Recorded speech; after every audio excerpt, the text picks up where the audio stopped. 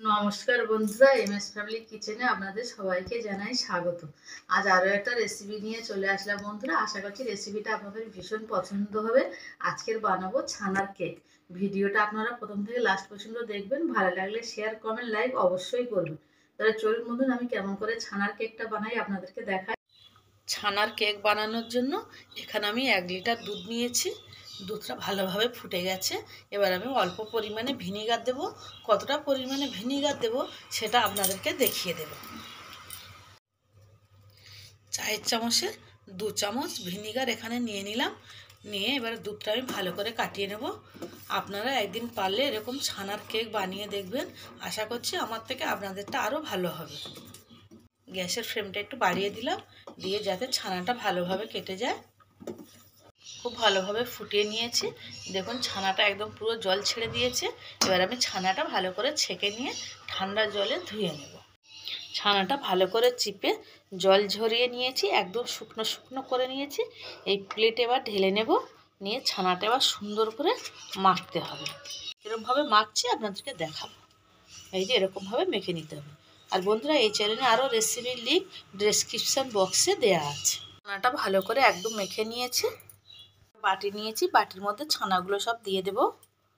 ছানার মধ্যে দিয়ে দেব 3 চামচ ময়দা, চায়ের চামচে 3 চামচ ময়দা, চায়ের চামচে 3 চামচ সুজি, দিয়ে দেব 5 চামচ চিনি। চিনিটার ওজন হবে বন্ধুরা 50 গ্রাম মতন হবে। আমি সেই অনুযায়ী এখানে 4 চামচ চিনি দিলাম। দিয়ে দেব ছোট চামচের হাফ চামচ বেকিং পাউডার। দিয়ে দেবো 4 চামচের 4 ভাগের 1 ভাগ বেকিং সোডা। সব উপকরণগুলো দিয়ে দিলাম। দিয়ে এই চামচ দিয়ে একটু ভালো করে নেড়ে ছেড়ে নেব। ভালো করে সব মাখিয়ে নিলাম। এবার আমি এখানে কিছুটা পরিমাণে দুধ রেখেছি। দুধটা দিয়ে এটা ভালো করে আমি ফেটাবো। একটা সুন্দর একটা ব্যাটার তৈরি করতে হবে।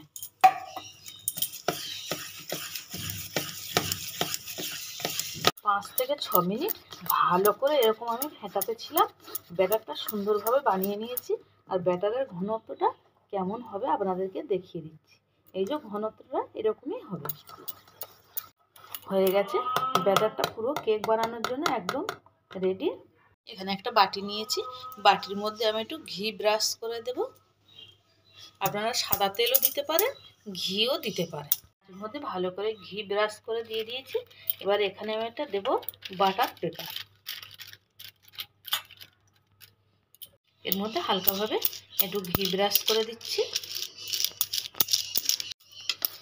এবারে ব্যাটারটা এর মধ্যে দিয়ে দেব। সব ব্যাটারটা ঢেলে দিয়েছি। এবারে বন্ধুরা এরকমভাবে একটু করে ঝাঁকিয়ে নিতে হবে। তাহলে কেকটা কী হবে, খুব সুন্দর হবে। কড়াইটা আগে বসিয়ে রেখেছিলাম। একটা স্ট্যান্ড দিয়ে দিলাম। কয়েকটা কাজু আর কিশমিশ দিয়ে আমি সাজিয়েছি। এটা অপশনাল, আপনারা দিতেও পারেন, নাও দিতে পারেন। এবার এটা এখানে বসিয়ে দেব। ঢাকা দিয়ে দেব। আর গ্যাসের ফ্লেমটা একদম লোতে রাখতে হবে বন্ধুরা। হাই পাওয়ারে দিলে তাহলে কেকটা ভালো হবে না। ভাপটা যাতে বেরিয়ে না যায় তার জন্য এইটা একটা কাগজ দিয়ে আটকে দিলাম। এবার এটা আমি 20 থেকে 25 মিনিট হওয়ার টাইম দেব। 20 মিনিট বাদে দেখছি কেমন হয়েছে। একটা কাঠি দিয়ে দেখব যে ঠিকঠাক হয়েছে কিনা। কোথাও লাগেনি, তার মানে কেকটা একদম পুরোপুরি হয়ে গেছে। কেকটা বন্ধুরা রেডি হয়ে গেছে। আর আজকের এই ছানার কেকটা আপনাদের কেমন লাগলো আমাকে কমেন্ট করে জানাবেন। আর আমার চ্যানেলটাকে সাবস্ক্রাইব করবেন। গ্যাসের ফ্লেমটা অফ করে দিলাম। দিয়ে 5 মিনিটের জন্য ঠান্ডা হতে দিলাম। 5 মিনিট মতন হয়ে গেছে। কেকটা ঠান্ডা হয়ে গেছে। এবার আমি একটা প্লেটে নিয়ে উল্টে দেখাবো যে কীরকম হয়েছে। এই যে দেখুন বন্ধুরা, কত সুন্দর হয়েছে ছানার কেকটা। একটু কেটে দেখাবো।